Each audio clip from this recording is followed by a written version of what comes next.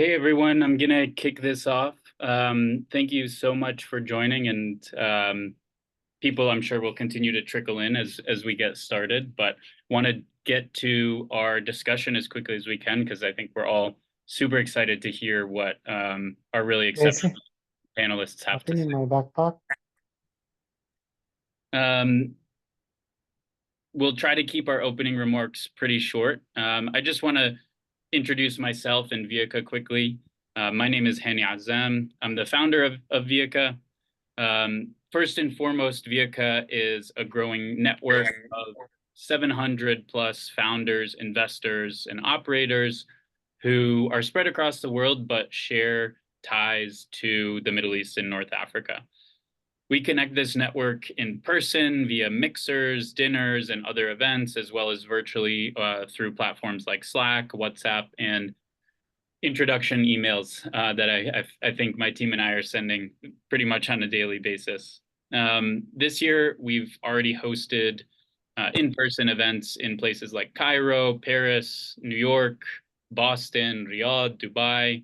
And actually, this Thursday, if anyone on the call is in Toronto, we're hosting another in-person event there as well. On top of the network we've built, we host virtual sessions like this one, as well as regular demo days that showcase the founders and the investors and generally the amazing talent that we have in our network and in the MENA startup ecosystems community globally.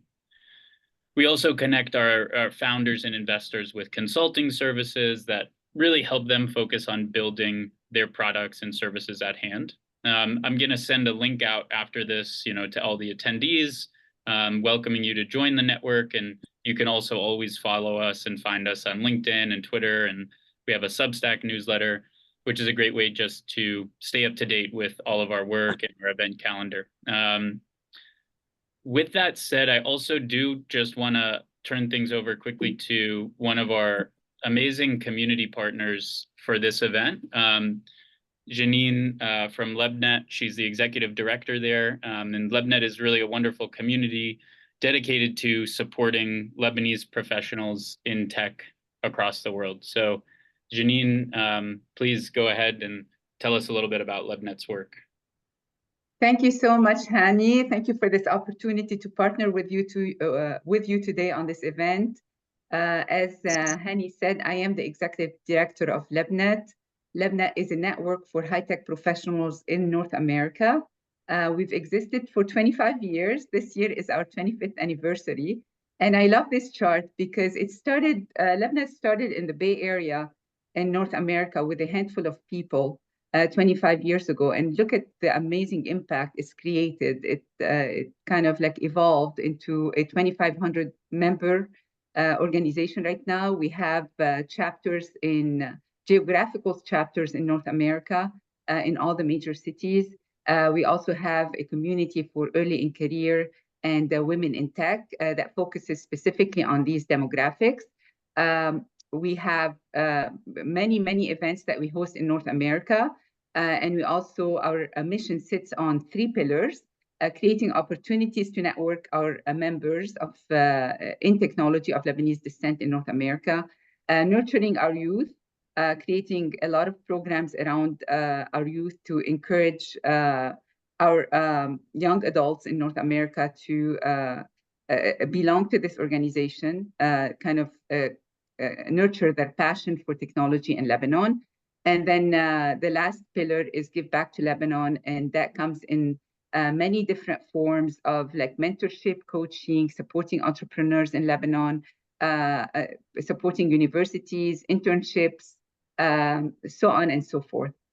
So please check us out at lebnet.us. And if you have any questions about this organization, feel free to email me at janine@lebnet.us.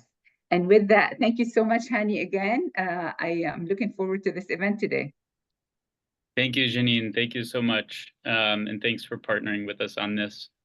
I also want to introduce and bring up Fadi Boulos. Fadi has been an amazing member of the Vieka network, and his company Supportful is a generous sponsor for today's event. So Fadi, the floor is yours. Please share with everyone the amazing work that Supportful does. Thank you, Hani. So I'm the founder of Supportful, a software engineering impact startup.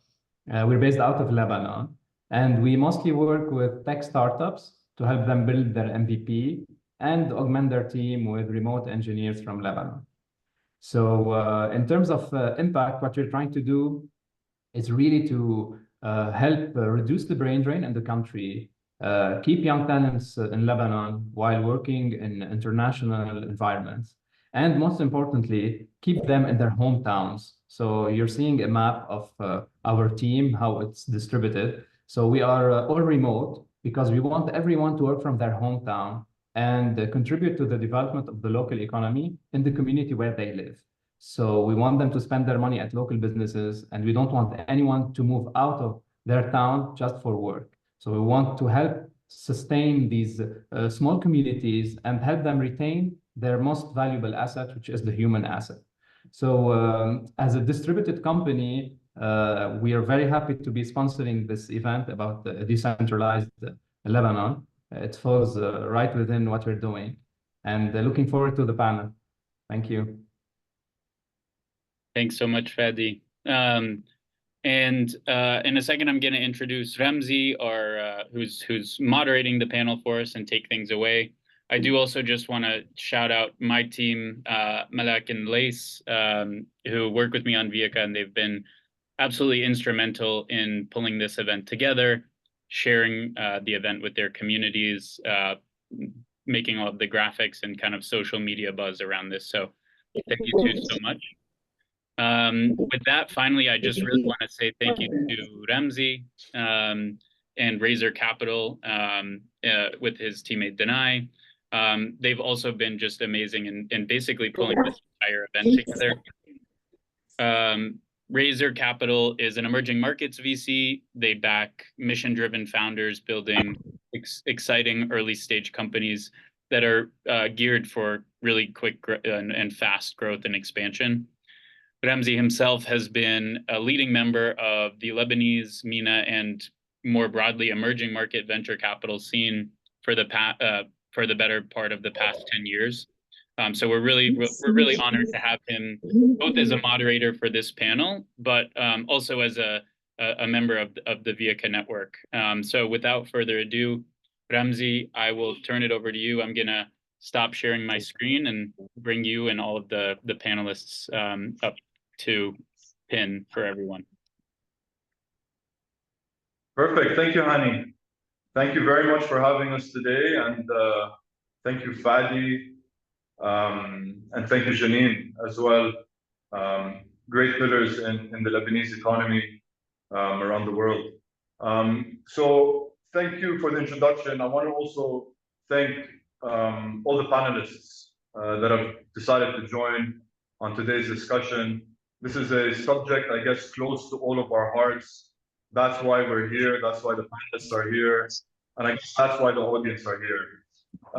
Before we talk about decentralization, I think let's touch on when the last attempt for centralized governance in Lebanon was. And really that was following the Lebanese Civil War in 1989 with the Taif Agreement, where the attempt was to put an agreement together to allow for shared responsibility of Lebanon amongst different political factions with a central hub of Beirut.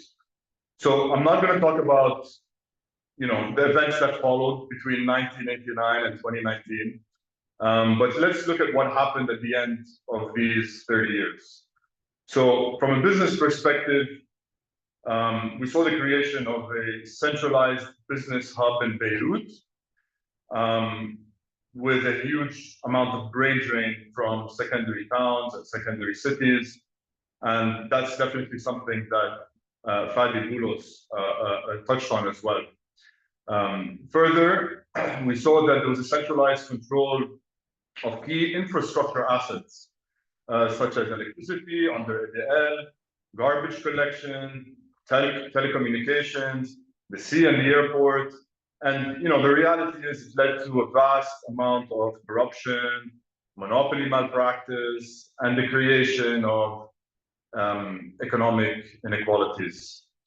Then we had the central bank, led by Mr. Riyad Salameh, award-winning central banker, with no accountability or checks and balances in his decision-making, and effectively had 44 commercial banks follow his word. And we all know what that led to, one of the world's largest Ponzi schemes. I hate to be blunt, but there's no other way to describe it. And then finally, I think an important thing that we need to touch on is the venture capital ecosystem as well. That was also sponsored by the central bank with a $400 million fund allocated to support startups around the country. Even though it was a good initiative, it was governed in a broken, centralized system, and the execution was not great, to say the least, with only a fraction of that money being deployed in an even smaller block than Beirut, which is the beautiful 3 blocks of Beirut Digital District. And then 2019 happened, and essentially Lebanon had the opportunity to write, I guess, a new history or start a new path. So since we've left off, or since we've, touched on the venture capital ecosystem, I want to start the discussion with Christina Chehade from Endeavor. Christina is the managing partner of Endeavor in Lebanon, and she's been an active member of the venture capital ecosystem and entrepreneurship ecosystem, supporting founders in Lebanon. So Christina, would love if you can give a quick intro on yourself and maybe touch on the entrepreneurship ecosystem, what happened following the 2019 crisis, and where are we today? Cool. Thank you, Ramzi, and thank you for having me, Hani, and all the LabNet and Supportful. So I'm Christina. I'm the managing director of Endeavor. For those of you who don't know, Endeavor is a global organization. We're based out of the US in 42 markets, and one of these markets is Lebanon. And the purpose of Endeavor is basically supporting scale-ups wherever we are to be able to have an impact on local economies by helping these scale-ups grow, create jobs, and create value. So initially, pre-crisis, we were actually looking at scale-ups in Lebanon because the whole concept was to support scale-ups in Lebanon and help them grow. What happened in the ecosystem post-crisis, well, like Ramzi mentioned, we had the 331 initiative, so everything was centralized a bit around this 331 initiative, which funded many incubators, accelerators, VC funds.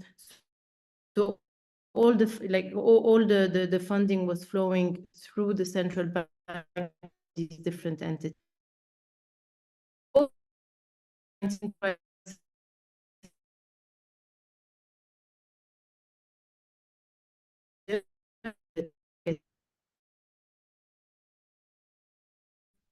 And on but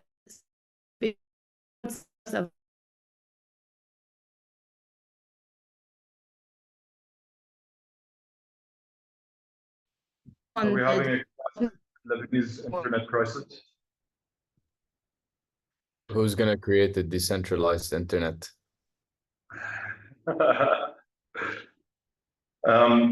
So maybe as we wait for Christina to jump back on and fill us back in on the ecosystem, a person that can really support us with what happened in the SME and e-commerce business and the spike and growth of that is Omar Sabra. Omar is the co-founder of Wakilni.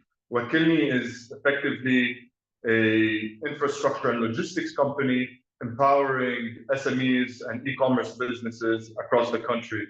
We've happened. we've been proud enough to have invested in Wakilni since last year. But Omar, it would be great if you can tell us about the rise of e-commerce businesses, what happened with SMEs across the country following the crisis. And sorry, Christina, your internet cut, but we'll jump back to you right after we finish with Omar. No worries. Thank you, Ramzi. Thank you, Christina, for the turn. وأكيد thank you, Viaka, Hani, Marak, everyone for organizing this. I will discuss the impact of decentralization from the perspective of the sector. But I will also discuss it from the perspective of a logistics service provider within the sector. وas Ramzi discussed هلا شوي, I would like to define كمان what I mean by sector. Wakilni provides logistical services to e-commerce, micro, small, medium, and large businesses, excluding groceries, large electronics, large furniture, food, with the exception of some perishable, non-perishable items, flowers, and delicate items. So from the sector's perspective, the e-commerce trend in Lebanon really gained momentum, or started to gain momentum around 2015, primarily through Facebook and Instagram as a sales channel. However, it remained underserviced until 2019. The COVID pandemic accelerated the shift to online shopping, and the economic crisis of 2019-2020 led consumers to explore local alternatives and led individuals to seek new income sources also. So this created a mushrooming of e-commerce micro businesses. And this trend is still ongoing. So today, in any given month, new businesses are around 7.5% of last month's active businesses. So for every 100 active clients, the following month will probably witness around 7.5, 8, 9 new businesses. And this is a very significant number because the base is much larger than 100. So, so this is still going. People are still opening online shops. Approximately 40% of the sector from Wakilni's perspective operates around beauty and fashion, 40%, and handmade gifts and locally produced non-perishable food items contribute to 5 to 7% of our volume. Some numbers just to understand what we deliver, what kind of products we deliver. From Wakilni's perspective, and as a logistics company, decentralizing our operations is an ongoing priority. يعني, the more locations we have, the smaller the area each location covers, which minimizes the distance between orders and positions team members closer to their hometowns. So for example, the most recent office is in Araya, that we opened is in Araya. And Araya today and the areas and the villages around Araya require half the number of drivers to service as compared to the period before we opened this location. And the drivers that delivering around Araya do average than the period before that. We also get double the great ratings than what we used to get before. So for us, this model fosters closer relationships with communities. It also improves our service levels. And by this model, I mean decentralizing, opening new offices, smaller offices that take care of a couple of villages around the hub. And it also helps us align our brand image and how society sees our brand with our values, because we do want, we value a good relationship with society. We are not here to make profit at the expense of everyone and just move ahead and step on everyone and move forward. So it also helps us build a real relationship. When people see us, they start accepting mistakes, they start trusting us more and all of that. Also at the team level, decentralization helps us create room for growth from within. So an office in a new location means new responsibilities, new managers, and more team members. With these positive signs or positive results of decentralization, there are also setbacks due to the lack of direction at the industry level. So while decentralization has positive results, we also see pitfalls. For instance, 37% of businesses that start delivering with us fail to cross 5 orders per month and cease operations within they fail to surpass 5 orders per month, and they stop operating within 5 months from when they started. And this is a huge opportunity cost. And then we also see that many businesses focus on importing products, and this is a missed chance to source locally and create a healthy economic cycle, or a subset of a healthy economic cycle. Also, this high dependency on imports increases risks of theft, counterfeit goods, and illegal practices. أكيد يعني. This is from the perspective of the industry. But كمان, depending on the decentralization as an operating model at the company level, also has its risks. Commercially, service consistency is challenging to maintain. يعني, if we do not see the team all the time, we lose control over the process, over the SOPs, over the uniform, over everything, over the internal culture. The theft risks increase also. As you know, a very high chunk of the business is cash. So at the team and culture level, also being closer to communities means that the societal issues are reflected internally. So if we are not a very culturally driven organization, it's very, very easy for the societal issues and the societal narratives to penetrate internally, and we start treating each other based on where we are, basically. We managed to mitigate the risks as we decentralized because we had a solid core or center. So commercially, this meant having standard operating procedures, having very clear metrics, having daily reporting, holding each other accountable to a very strong value system. So in conclusion, for us, decentralization is essential for scalability and profitability, whether from the perspective of the company or the perspective of the sector. However, an institutionalized and value-driven center was crucial to navigate external factors and day-to-day challenges to ensure that the positive outcomes of decentralization are impactful at the macro level for us. Well, thank you, Ramzi. Thanks, Omar. So Omar touched on the importance of decentralization within Lebanon. I want to move back to Christina because, you know, Christina has played a crucial role in the empowerment of decentralization amongst Lebanese communities around the world, not only in Lebanon.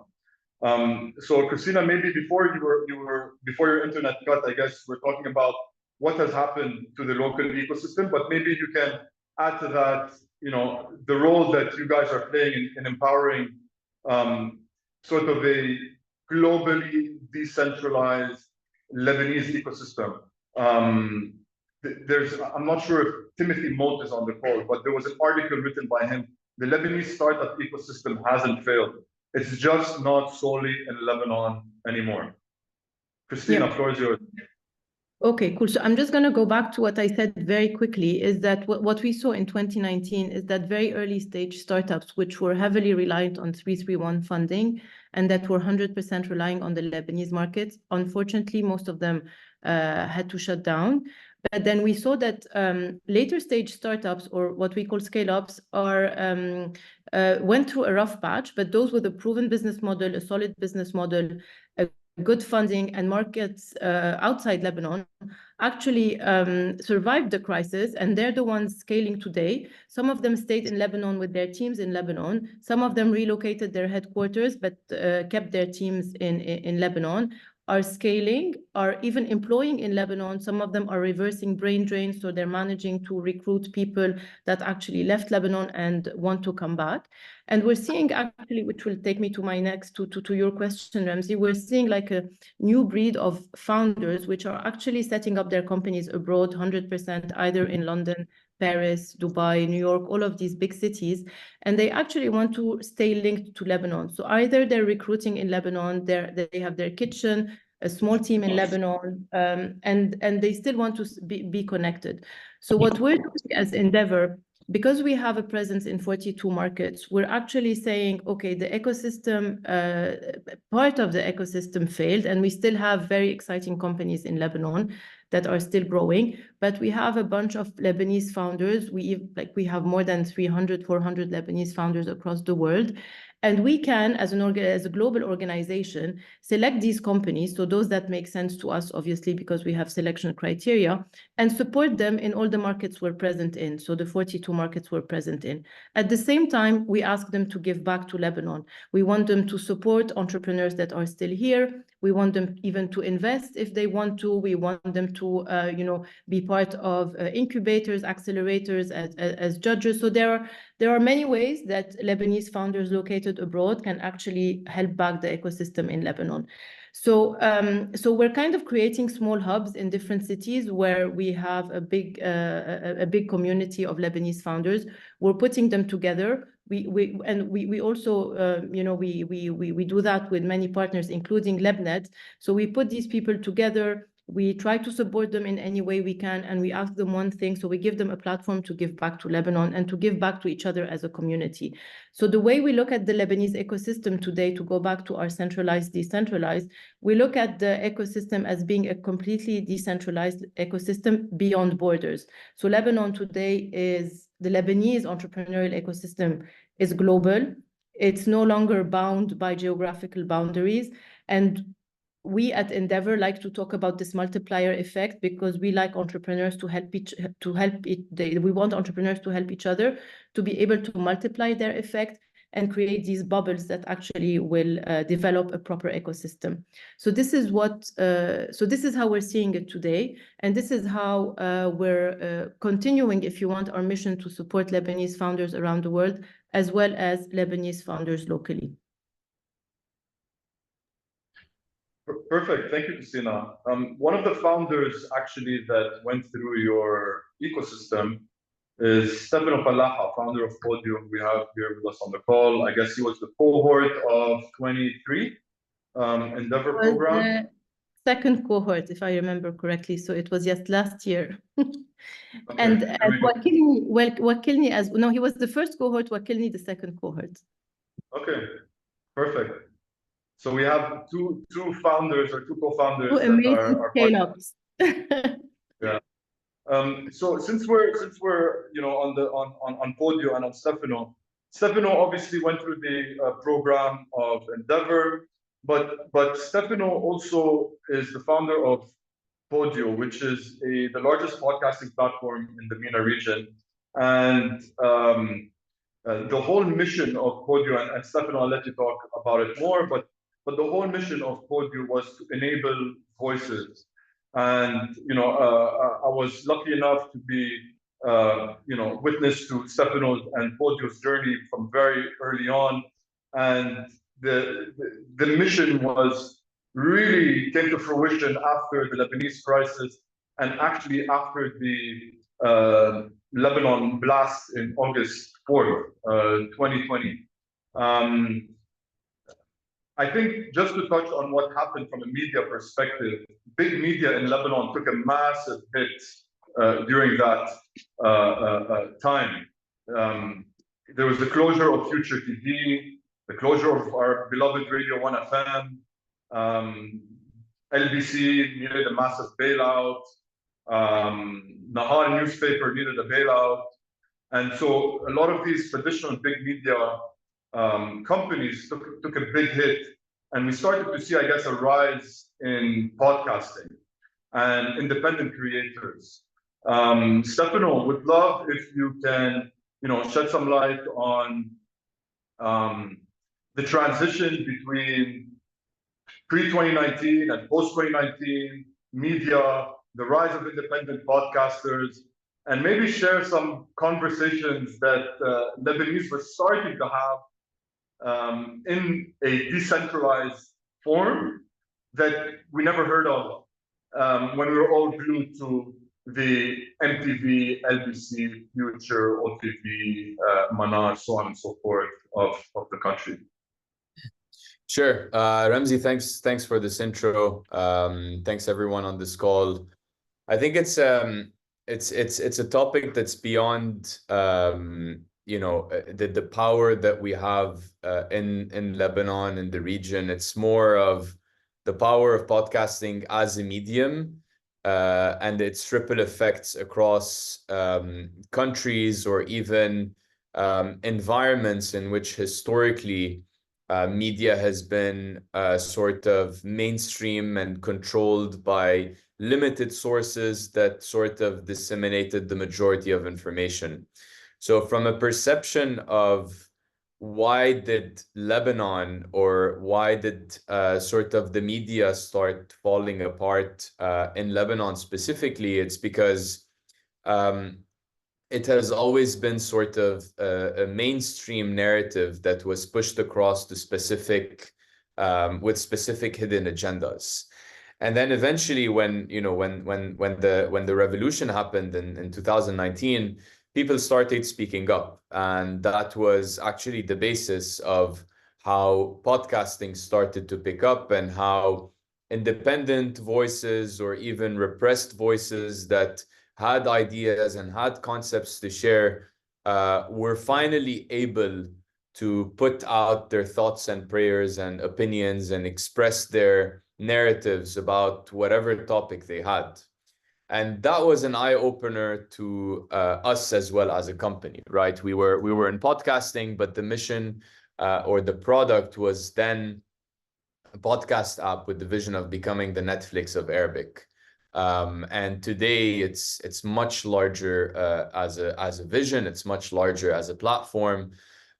Today we have a full infrastructure that essentially controls over 95% of the podcasting ecosystem in the region, meaning that we empower and enable more than 95% of podcasts that are coming and created from the Middle East and North Africa. And if you look at the numbers as well in the region, the last decade, there were less than 1,000 podcasters accumulated over a span of 10 years all across the MENA region. In the last 2 years, our platform enabled the creation of over 65,000 creators on the platform that now reach tens of millions of listeners across the world through one enablement platform. And this says multiple, or you can draw a couple of conclusions from this. First and foremost, it's the concept of media started changing. Media is no longer a source where you passively get information. It's a medium where you extract information, extract concepts that you analyze and come up with your own discernment, as opposed to being fed narratives. You're now interpreting your own narratives and coming up with your own conclusion. And it's up to the media figure, and that media figure could still be a publisher, it could still be a TV station, but now more and more it's becoming independent creators, because independent creators, and what Christina was referring to, was community. That's actually the core component of a podcast. It's the community behind that creator. It's the trust that you have between the two end points of that conversation. And so when you have a creator that has their own community, and specifically independent creators with independent voices, and not a publishing or a company that has agendas or mainly could be profitability on top of their mind, so they might have to put out stories with a specific clickbait to get more traction. Creators don't necessarily have that concept in mind. That's why the uprising in podcasting and the uprising in podcasters is driving a big shift in the dynamic balance that media has, and that media is sort of shifting. And we're lucky, and we're lucky to call ourselves a big catalyst of this transformation. Thank you, Steph. You ended with a beautiful word, catalyst of transformation. I want to move to George Abboud, who's also a massive catalyst of transformation in his own world and vertical. George Abboud is a co-founder and CEO of Earth Technologies. Earth Technologies is today Lebanon's largest solar company. But actually, George Abboud was a advocate for solar since 2010 when he set up Earth Technologies. Obviously, electricity was subsidized pre-2019 and was effectively fairly cheap. Obviously, a bit of corruption here and there, but after the crisis, one of the first sectors to get impacted was the electricity sector. The removal of subsidies, the vast rise and increase in electricity prices, and EDL, Electricité de Liban, not being able to afford any more diesel to power its factories. And step in Earth Technologies and other solar companies to help solve this crisis. With that, I'll hand over the floor to George, and maybe you can touch on, the sequences that followed after the fall of EDL, which until today you pass in front of the building and it looks like a ghost town. What have the solar companies like yourselves, as well as generator companies? I know obviously it's still a crisis, the generator issue, but they're also supporting in the decentralization of electricity as well. So George, floor is yours. Thank you, Ramzi. Thank you, everyone, and thank you, everyone, for being a part of this.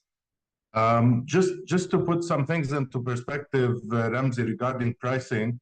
So during the subsidy, the kilowatt hour from EDL was 13 cent dollar, and now we're looking at around 27 to 35 levelized cost of energy. So we're talking about threefold increase. When the subsidy was removed, EDL limited its supply to 2 hours per day. I'm sure everybody on this call remembers exactly how it happened. We were getting around 2 hours of supply from EDL. The generators were supplying around 10 to 12 hours if we're lucky. And the remaining 10 to 12 hours were just a blackout where people had to go back to candles. The people who have certain sicknesses were going through a hard time. And that's when we saw a big demand in people investing in solar. Mainly it started with residential, with people living outside of Lebanon, calling companies like Earth Technologies saying, my parents live in this house, I need to solve this problem for the fridge, for their oxygen machines. It was also Corona time, so there was a lot of panic going on. And when this happened, we saw a spike in the demand of solar and renewable energy in Lebanon, where by 2022 and 2023, the numbers are anywhere between 1,000 megawatts and 1,200 megawatts. That's a lot. For a country size as small as Lebanon, that's a lot of energy. The demand was mainly for residential.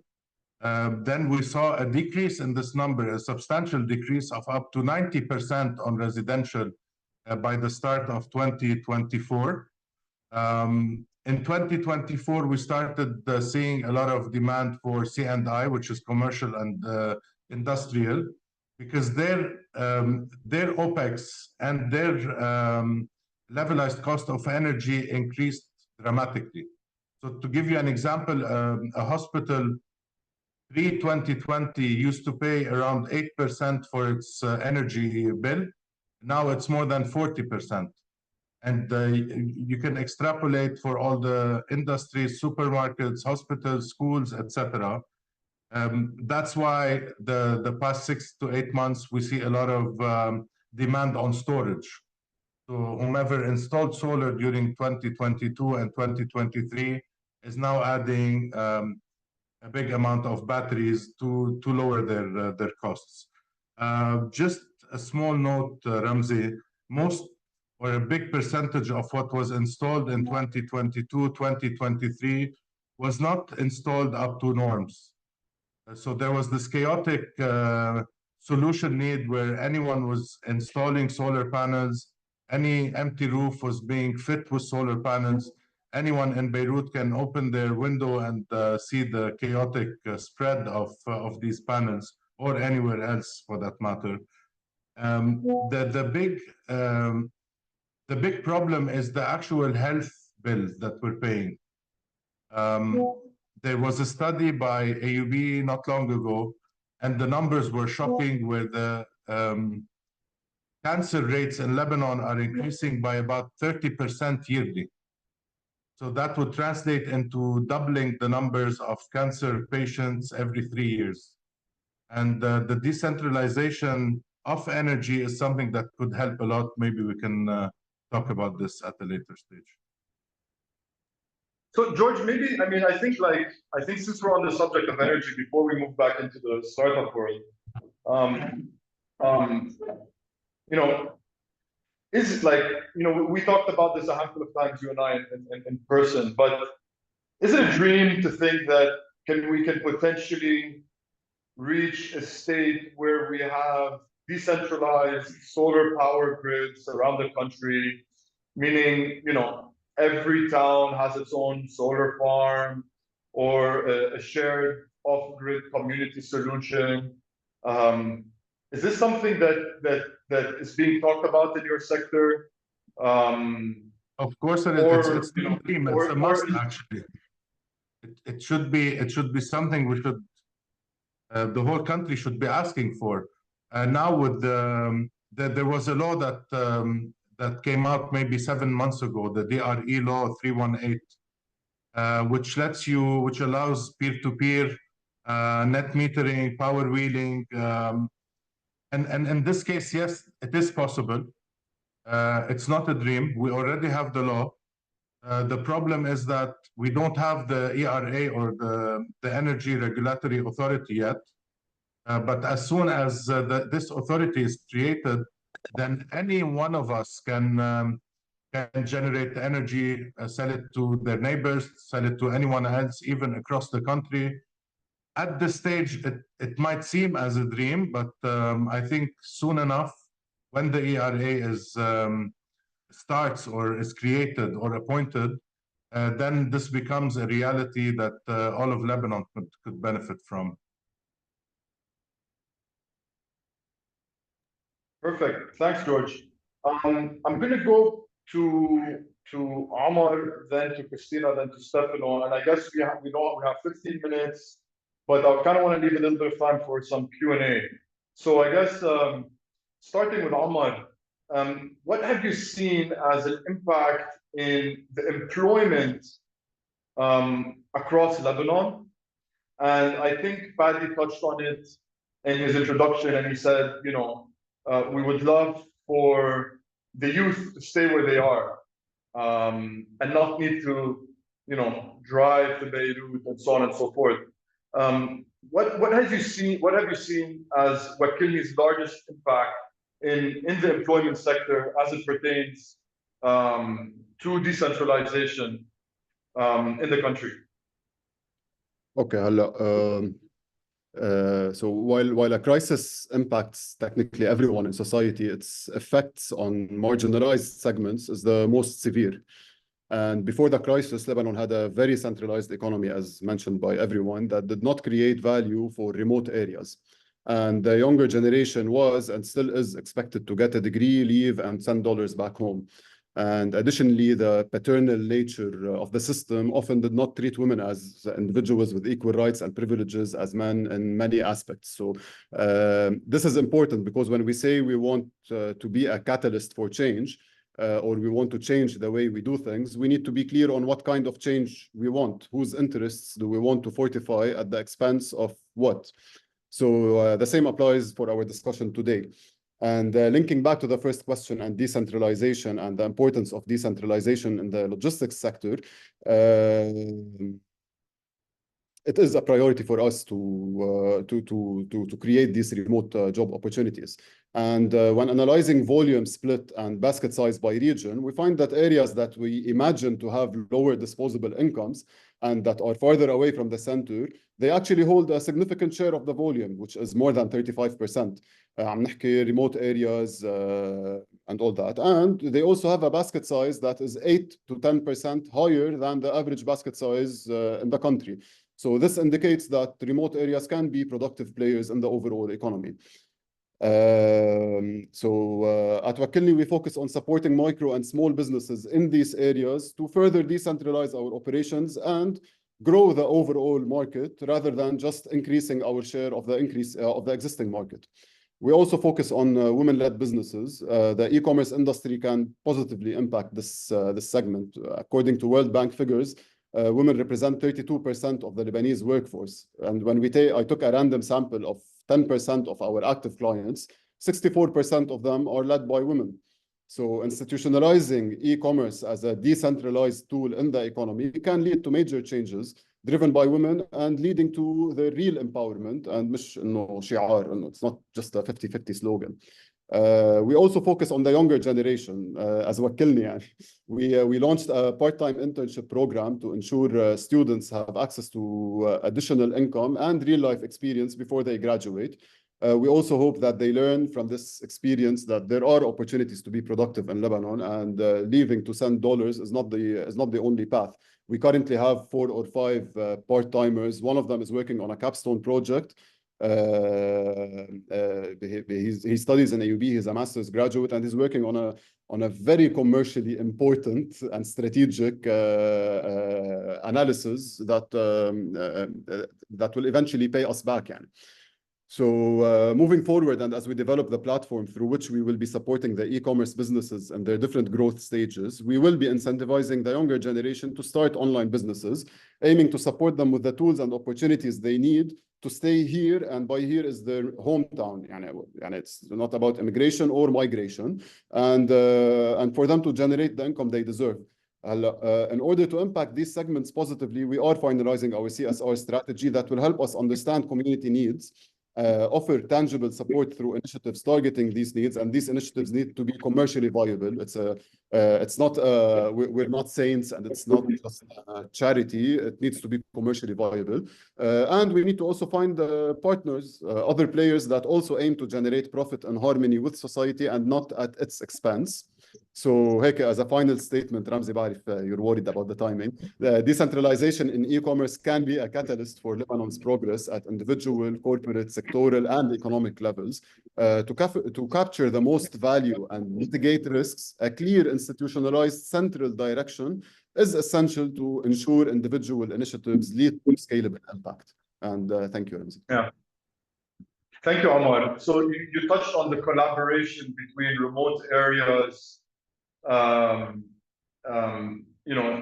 So one of the things that I see in Wakilni is the delivery from Akkar all the way down to the south, and collaboration, economic commerce collaboration between different areas across Lebanon, without the need to go through Beirut, right? One of the things that we see, and sorry, Christina, I'm going to leave you to the last, but because I want to cover the international markets with you, Christina, but also on the local side, we're seeing a rise in conversation as well between people from the north and the south and the and so on and so forth through podcasts and podcasts as the main medium to allow for this sort of collaborative conversation versus your traditional,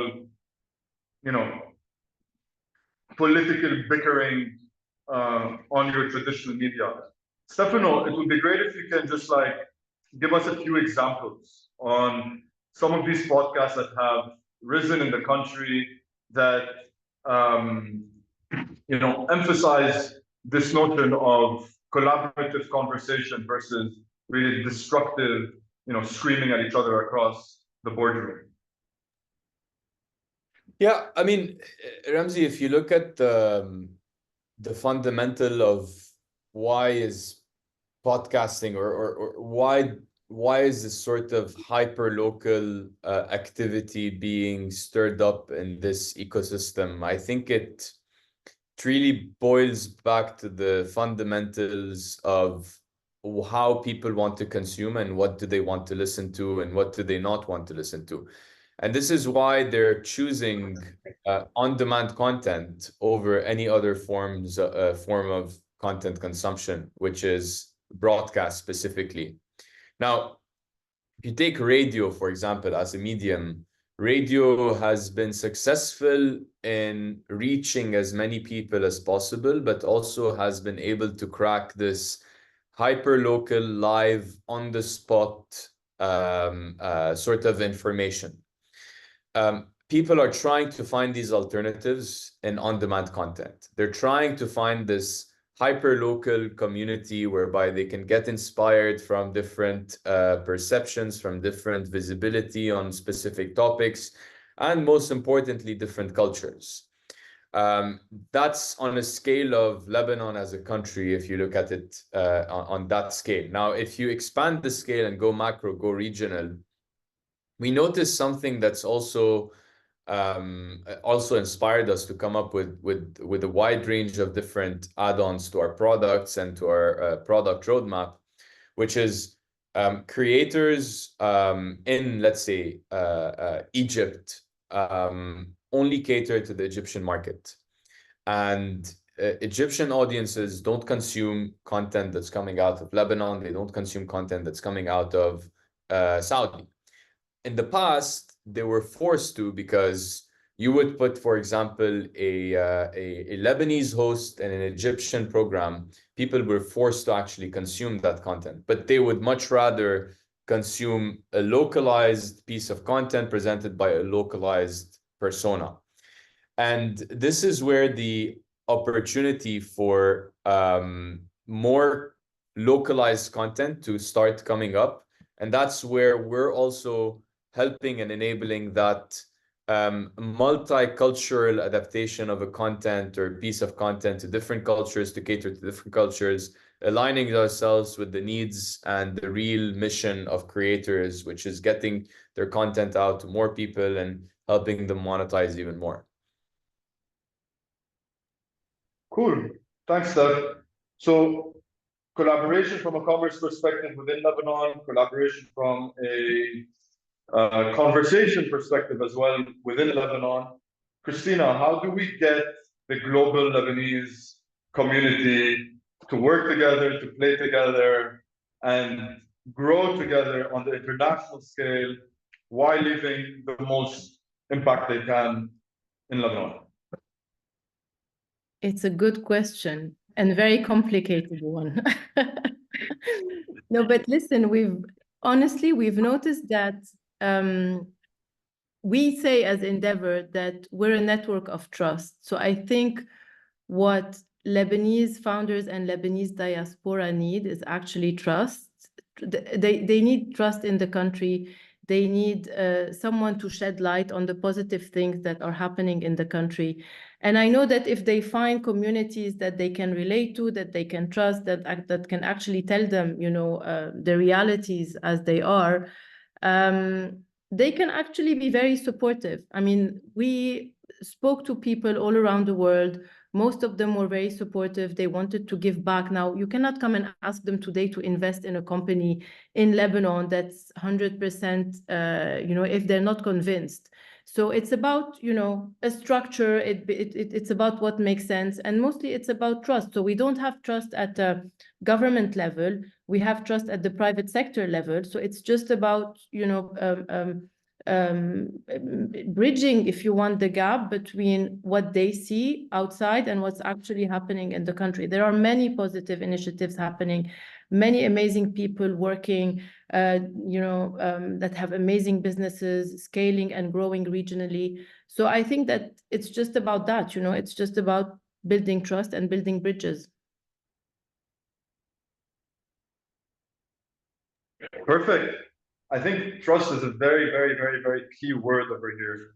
A lot of people lost trust. I mean, as Razor Capital, we also went on our own sort of fundraising endeavor across the Lebanese community around the world. And I think that's one of the biggest things that has been broken, especially that a lot of the investor community has lost a lot of money in Lebanese banks. So it's about, okay, how do we show them, no, that this is not what we are actually, stuck by and bound by, but, bound by our,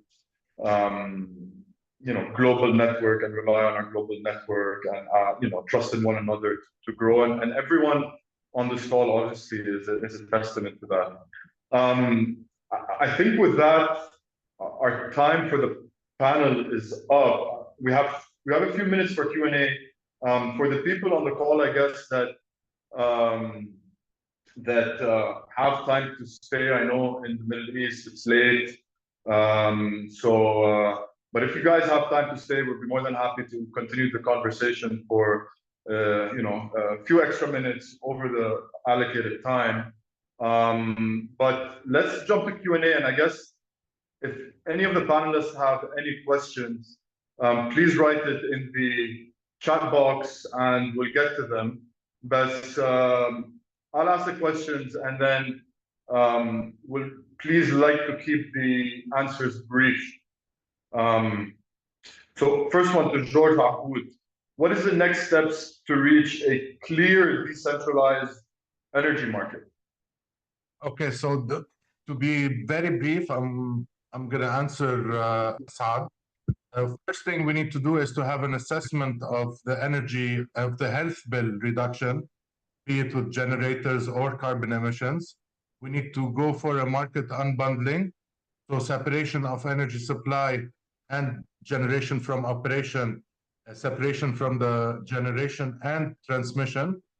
We have an old law, number 462, that needs to be updated. We need to separate the power between the parties, between EDL, the private sector, banks, minister, authority. We need to have a clear and transparent valuation of EDL distribution network and assets, and the assets to be handed to the service providers in case we're going to a decentralized energy market. We need to push for the adoption of microgrids throughout the country using crowdfunding techniques in order to empower local communities, exactly like what you asked Ramzi earlier. We need to have an update for the generation plan while maximizing the share for renewable energy, natural gas, and hydrogen. We need a distribution plan update to accommodate for the network technical and non-technical losses that is substantial at the moment. We need to introduce EIAs, which is the environmental impact assessment covering all areas. We need an update for the hydropower plan. Lebanon is a country filled with fresh water, but we don't use it much, especially adapting new technologies like ROR, running on river. We need to pressure the government for the appointment of the energy regulatory authority. Then we will be at a win-win situation for the consumer, much less losses for EDL, less OPEX for everybody working in Lebanon, and a higher income. And then the generator is practically gone, and the hours of EDL and other private sector producers will be, dominating the market. As brief as I can be. A lot to do. But no, I mean, I definitely agree with the rivers, right? We have plenty of rivers, and actually the most effective energy location in Lebanon is in the Shuf, because they rely on river power, essentially through a set of 4 dams, I guess. George, am I correct? For solar, it's the Bekaa area because it's the highest irradiation in Lebanon. For water, it's all place. But now, the Shuf is benefiting the most, but we can benefit from Wadi Al-Nubin, Faraya, Jaita. We have running rivers practically everywhere, but we don't benefit. Okay. Cool. Thanks, George. Next question. I guess, Aga, thank you for your question. What do you need to help with, and how can we as a global community support you?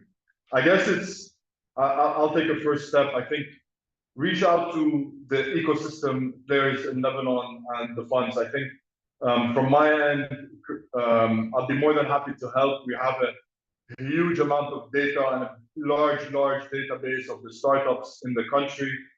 Christina, in her position at Endeavor, has as well a massive database, you know, to all the local players, all the international players.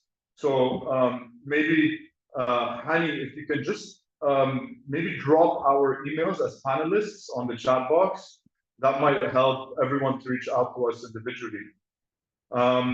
Next question, Ahmed, to Christina. Is there a policy-driven framework for startups as economies of scale from policy institutions such as IFI at AUB to engage policymakers to scale and manage infuse efforts to scale? What is your take? I would say not to my knowledge.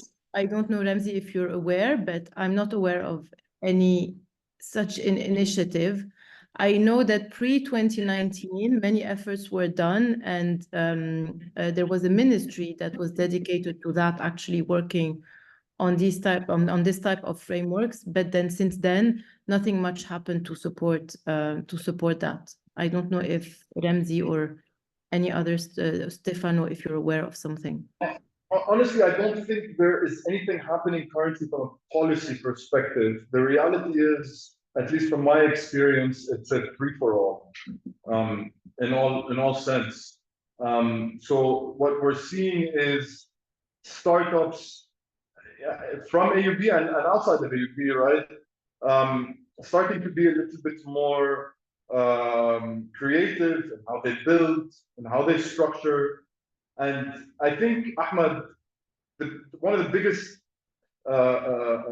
pitfalls of Circular 331 was the regulation and framework that it put on Lebanese startups. It had to be a Lebanese SAL holding, which, as you guys know, it's far from the most efficient holding structure. The money had to stay in Lebanon in Lebanese banks, which, as you know, completely evaporated, right? So I think the framework and the regulation was part of the problem. What we're seeing startups do now is actually set up their companies abroad, in ADGM, in Cayman Islands, in Delaware, Cyprus, and Luxembourg, with a local entity to operate the local business. And actually that is proving to be more attractive for international investors as they look at Lebanon and Lebanese startups, because you're essentially avoiding the regulatory risk in town. I hope that answered your question, Ahmed. Joe Rizallah, what support is available for seed stage startups in Lebanon through local and international partners? Christina? You know the law of the land. Joe, I'm going to say there are a few players that can support. You mainly have universities. So I know ESA, AUB. AUB has a great incubator. ESA as well. UZEC is also supporting early stage entrepreneurship. So you have incubators still doing amazing jobs. And they are mostly actually partnering up with international partners. So I know ESA is partnering up with Station F, for example. AUB also has international partners. So you can look into that, because they're the most active ones in supporting earlier stage, seed stage startups. And as Ramzi said, I think the best way to do it is eventually to start in Lebanon, but to think of incorporating abroad and to have your business poised for growth regionally, and just have, your kitchen, if you want, like they call it in Lebanon, but then think of the region and the world as your market. Cool. Next question from Laura.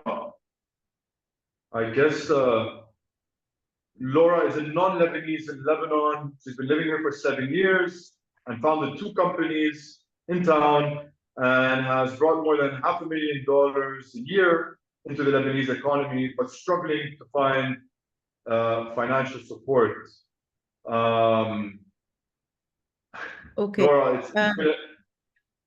Laura, maybe I can send you my email and we can discuss. Maybe I can understand more and find ways to support. Dora, the support not because you're not Lebanese, but because you're in Lebanon. Yeah, exactly. Maybe.